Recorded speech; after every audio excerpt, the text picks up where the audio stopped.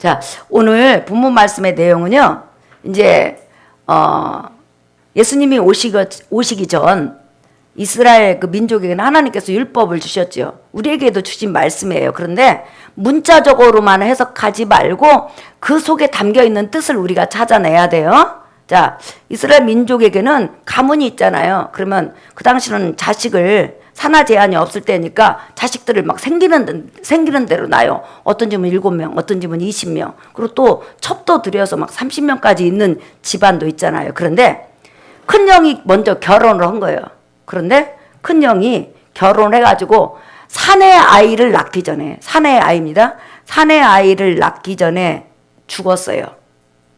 또 뭐 딸을 낳기 전에 죽었어요. 일단은 자식이 없이 죽었어요. 죽으면 지금 이제 그 시동생이 밑에 많이 있잖아요. 그러면 시동생 차례대로 이제 두 번째, 첫 번째는 큰아들이고 두 번째 이제 시동생이잖아요. 그러면 그 시동생이 미망인이 된 형수를 아내로 취해요.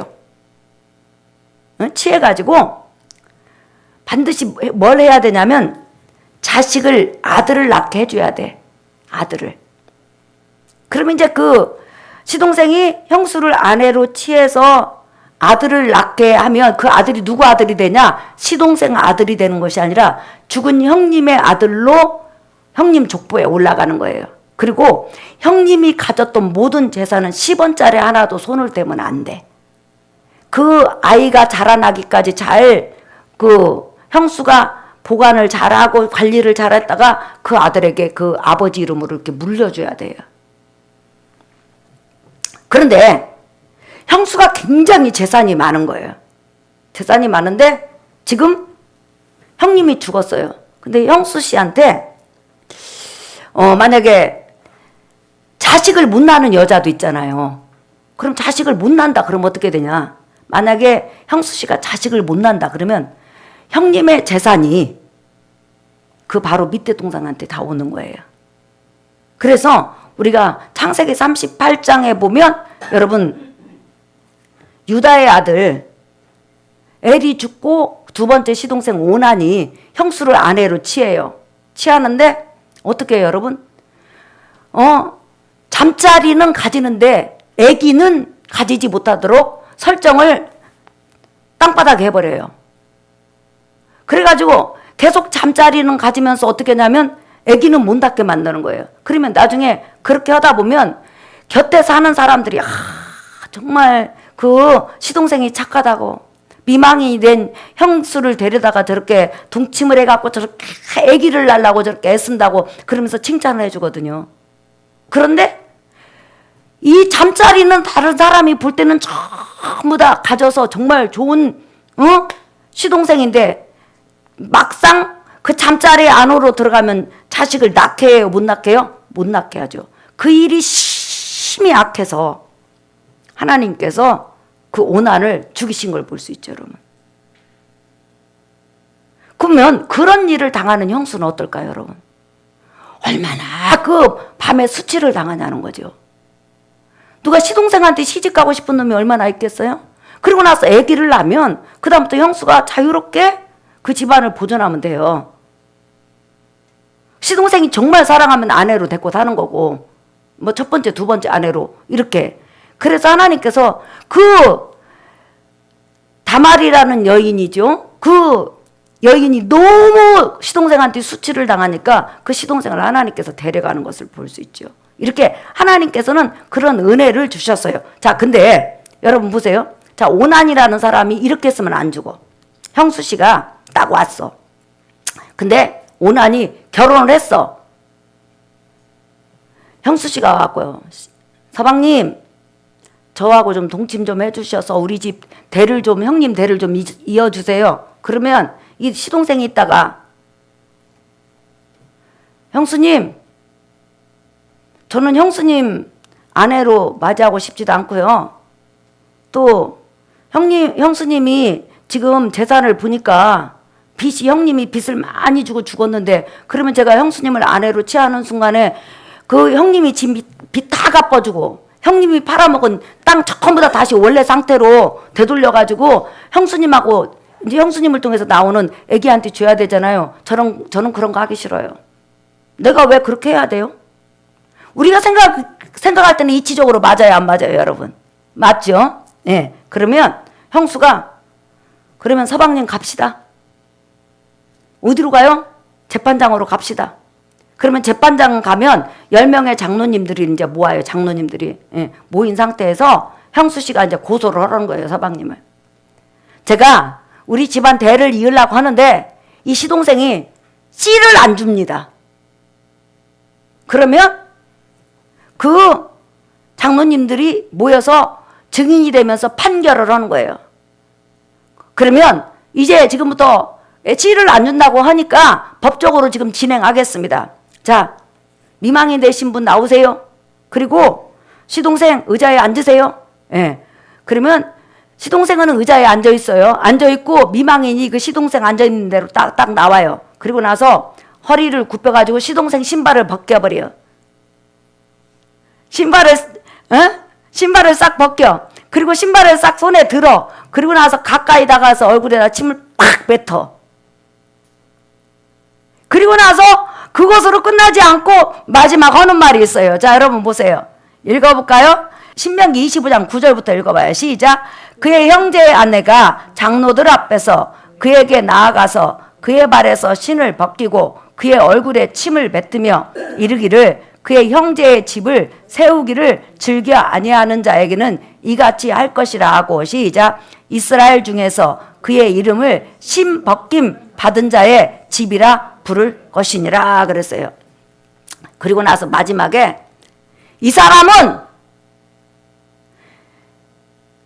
형님의 집을 세우기를 원치 않고 자기 물질에 손해가 있을까봐 씨를 안 준 사람입니다. 그래서 오늘 이후로 이 사람 이름이 신발 벗김을 당한 자입니다.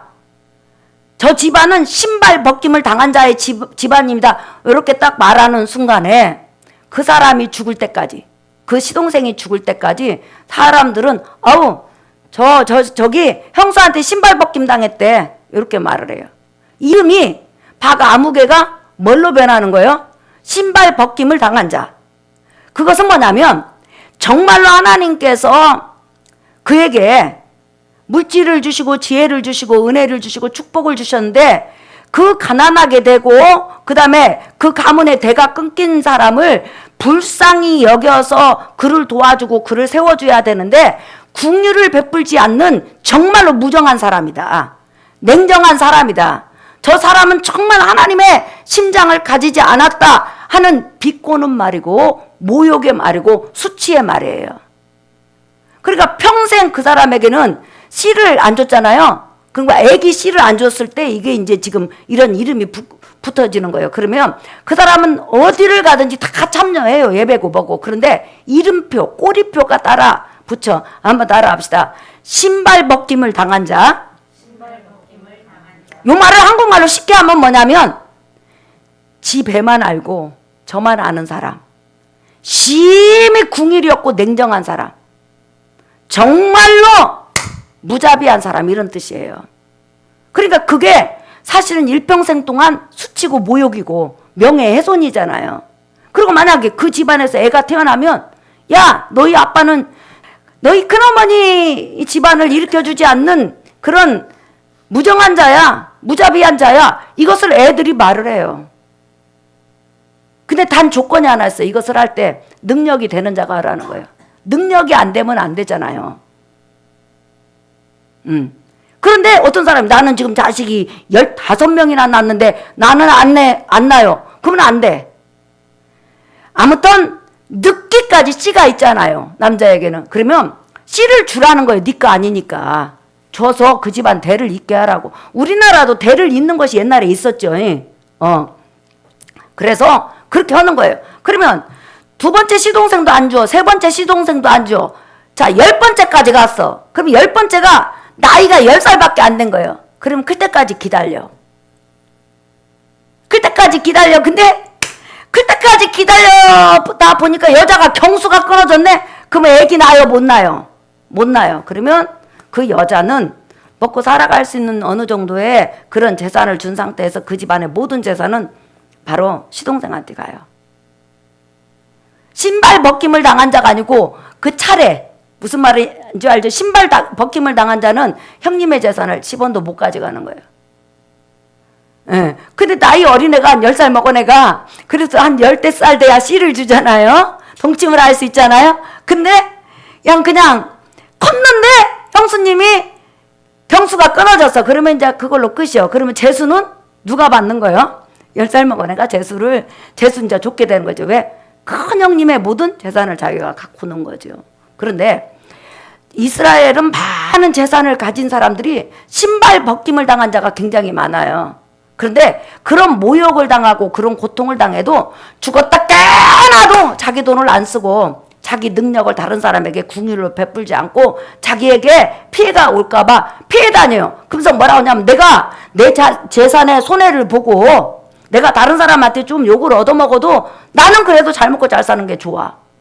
나는 내 식구하고 떵떵거리면서 사는 게 좋아. 나는 절대로 못해. 그러면 죽이고 살리고 그러지는 못해요. 하지만 일평생 모욕이 따라다니고 그 다음에 하나님께서 그 사람에게 나중에는 뭐라고 써요? 궁유를 베풀지 않지요. 자, 여러분 한번 보세요. 잠언 14장 21절.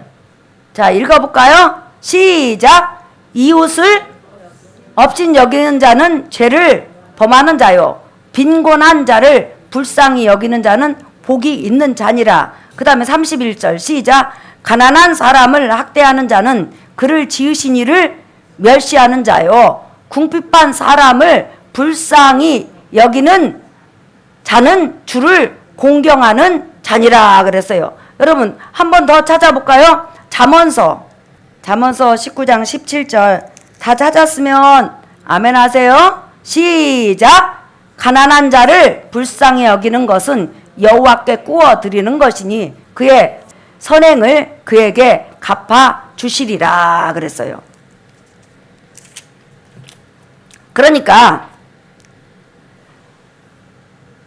육적으로 가난한 사람도 이스라엘 백성은 예를 들어서 자기 형님이 아니면 자기 동생이 살다가 여러분 빚질 수 있잖아요. 그럼 부유한 자가 그 빚을 갚아주고 그 땅을 되찾아줘서 그 동생한테 주고 그 다음에 동생이 너무 빚이 많이 져갖고 몸이 노예로 팔려가잖아요. 그러면 그 당시 노예값이 건장한 사람은 30냥 정도 된다면 일반 건장한 남자가 죽기 살기로 몇 년 벌어야 되는 돈이에요. 그러니까 큰 돈이잖아요. 그러면 그 돈을 노예값으로 주고 그 자기 식구를 해방시켜서 그 사람 먹고 살 수 있도록 해줘야 되고 그 다음에 또 자기 형님이 너무너무 어떤 사람한테 억울하게 죽임을 당한 거예요. 그러면 그 동생들은 그 형님의 보복을 해줘야 돼요.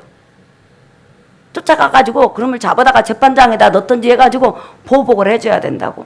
그런 의무들을 가지고 있어요. 그러면 이 전부 다 공통적인 것이 뭐냐면 결론은 뭐냐면 형님의 대를 이어서 쭉 이어주라는 것은 예수님이 오셔서 그 집안을 쓸 수 있도록 대를 끊지 말아라 해가지고 하는데 거기에 들어가 있는 하나님의 뜻은 뭐냐면 궁율이라는 거예요. 너보다 정말 힘들게 살고 못하게 살고 남편이 자식도 없이 죽었을 때 그 갑으로 살아가는 사람에게 자식을 하나 놔주면 얼마나 행복하게 살겠어요. 그러니까 네가 만약에 능력만 되면 그를 아내로 취해서 그가 먹고 살 수 있도록 해주고 형님이 가졌던 재산을 되돌려주고 그 집안을 일으켜주라. 그러니까 그것은 뭐냐면 전부 다 불쌍히 여기라는 거예요. 궁휼히 여기라는 거예요. 예. 그 다음에 또 너희 형제가 노예로 팔려갔을 때 그도 불쌍히 여겨서 그 노예에서 해방시켜줘야지. 그가 지금 사망에 있는데 지금 어려움에 있는데 너는 능력이 있는데 그걸 안 한다는 것은 하나님이 기뻐하지 않는다. 그 이야기를 하는 거예요. 자, 여러분 우리 한번 더 찾아보겠습니다. 예. 잠언서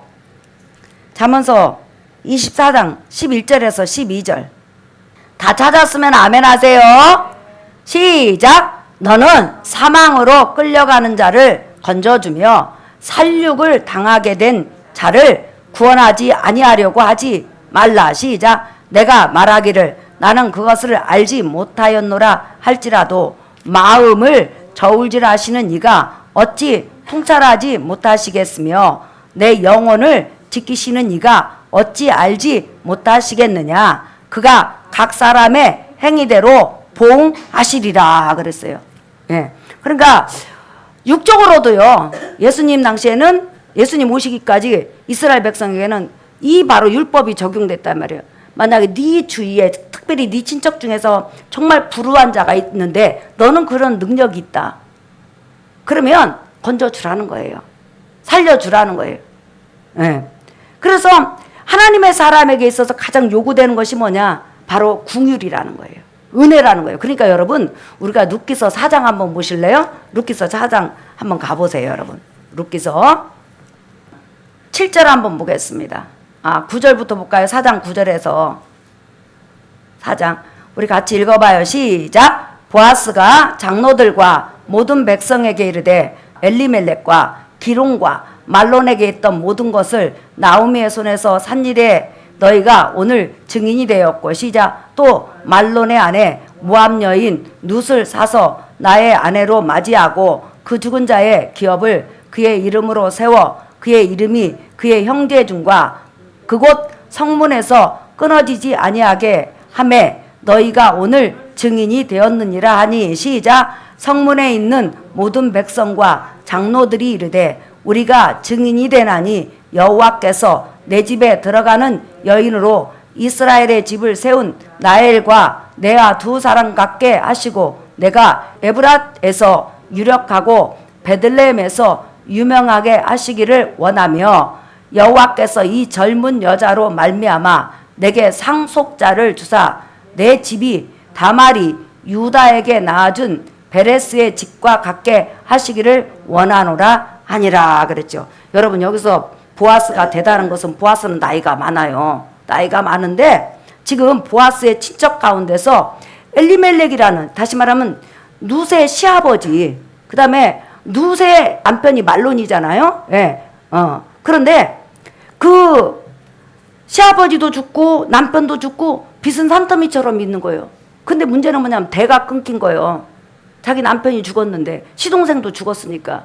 그런데 지금 이 베들레헴으로 돌아왔잖아요. 모압 땅에서. 하지만 누구를 찾아봐도 자기를 그 빚에서 대를 잇게 해줄 사람이 없는 거예요. 왜? 이 여인은 더구나 이방인 여인이잖아요. 그리고 요 사사시대 때는 하나님의 법이 그대로 시행된 적이 별로 없어요.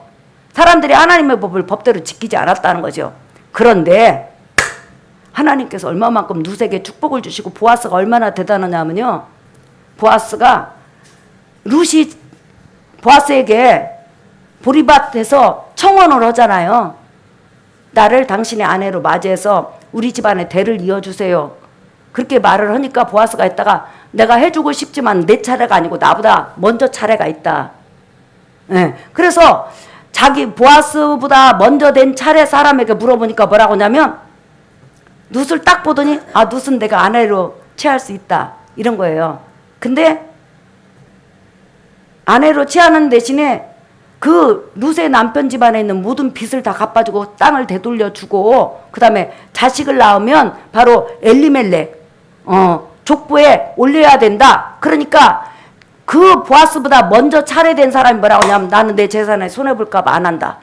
포기 딱 이래갖고 신발을 벗기기도 전에 지가 벗어서 줘. 그러면 이 사람은 신발 벗김을 당한 자예요. 지가 벗었던지 남이 벗었던지 신발 벗김을 당한 자라는 거예요. 쉽게 말하면 궁율이 없다는 거죠. 그런데 보아스는 그러면 네가 안 한다고 그러니까 우리 장로 10명을 데리고 성문은 재판장이에요. 성문 거기에 가가지고 재판을 공식적으로 받자 해가지고 이 사람이 지금 자기 손으로 신발을 벗었으니까 그 다음에 내 차례입니다. 보아스가 그러는 거예요. 나는 이 룻의 남편 또한 시아버지가 지었던 모든 빚부터 시작해서 재산을 다 되찾아 줄 겁니다. 그리고 이 룻을 통해서 낳은 아들을 바로 이 룻의 시아버지 가문의 장자로 세워줄 겁니다. 그 아이가 크기까지 내가 보살펴 줄 겁니다. 이렇게 딱 선언하고 또 그대로 해줘요. 그러니 여러분 보아스가 얼마나 대단한 사람이냐는 거예요. 여러분과 내가 50억 있는데 우리 시동생이 20억 빚을 졌어. 그러면 나와 여러분은 50억 중에서 20억 줄 수 있을까요?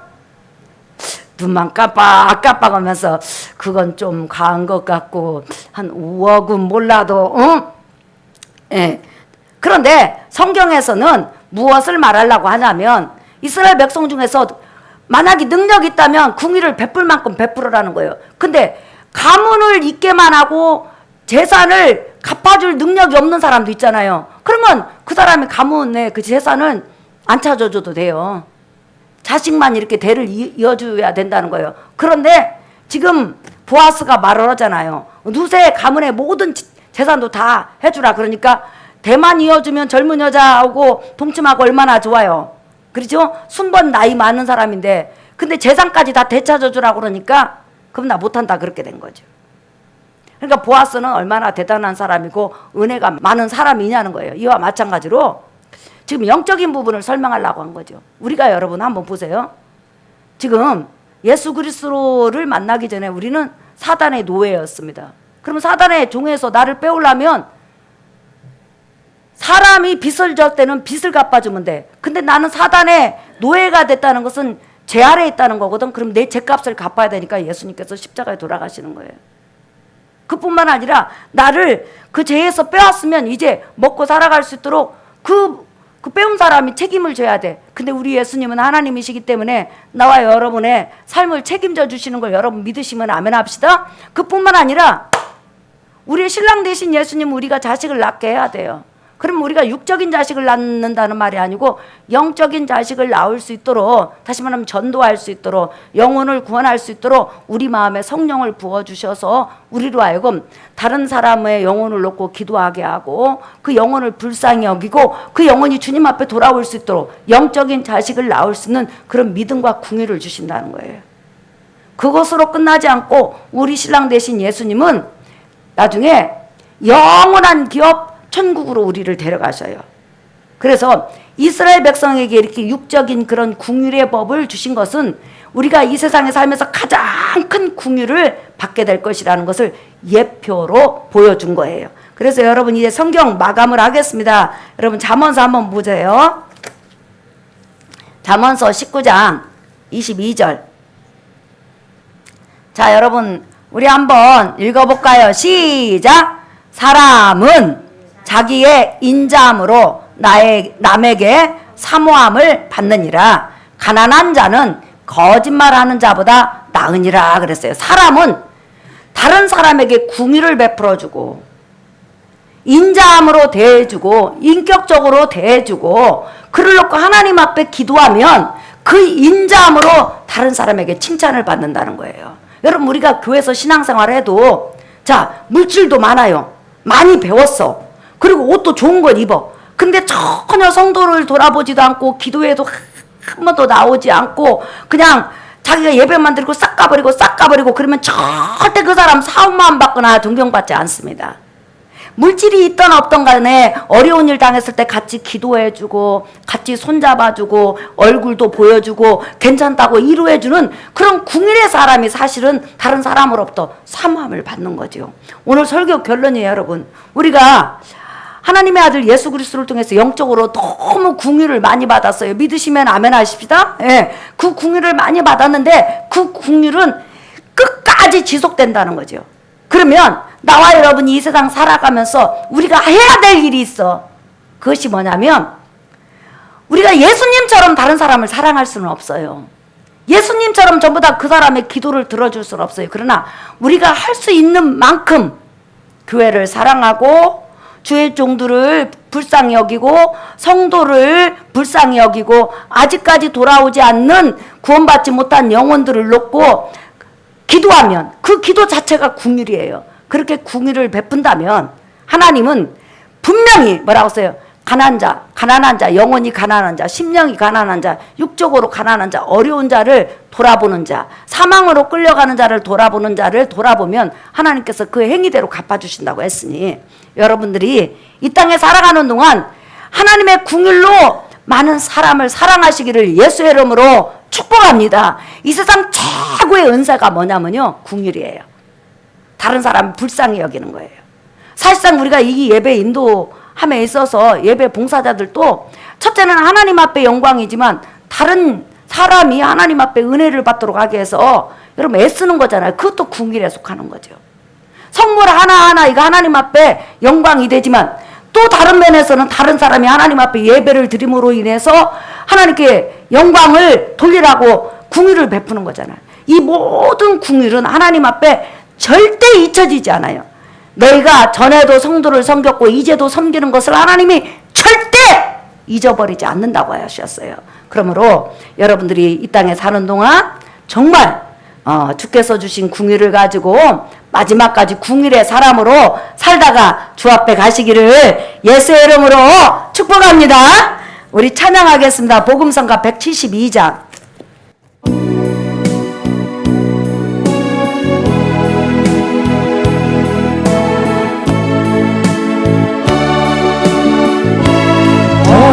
나의 자비로운 주여 나의 몸과 영혼을 주님 은혜로 다 채워 주소서. 이 세상 괴로운 걱정 근심 주여 받아주시고 힘든 세상에서 인도하소서.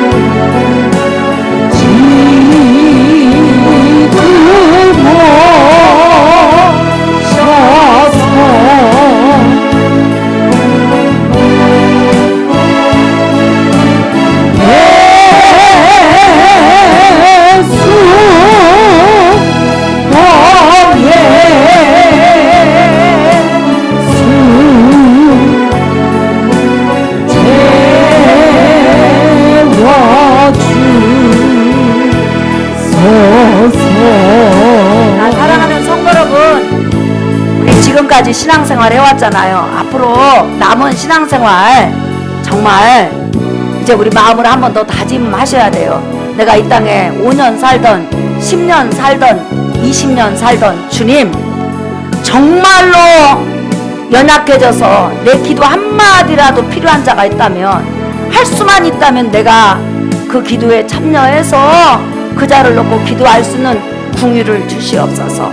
주님, 내게 물질을 많이 주셔서 교회가 어려울 때 헌금도 할 수 있고, 내 형제가 어려울 때 도울 수도 있고, 또한 돌아볼 수 있는 은혜를 내게 주시옵소서. 주님, 내게 큰 궁유를 베풀어 주셔서 그토록 나에게 예수 믿는다고 핍박하는 영혼이지만 그를 불쌍히 여겨서 그의 구원을 놓고 기도할 수 있게 해주세요. 도와주세요. 은혜 주세요. 내가 주님처럼 할 수는 없지만 단 1%만이라도 궁유를 가지고 살아갈 수 있게 도와주세요. 인자한 사람으로 살다가 가게 도와주세요. 자, 우리 이 시간 주여 3번 부른 다음에 통성으로 기도합니다. 주여!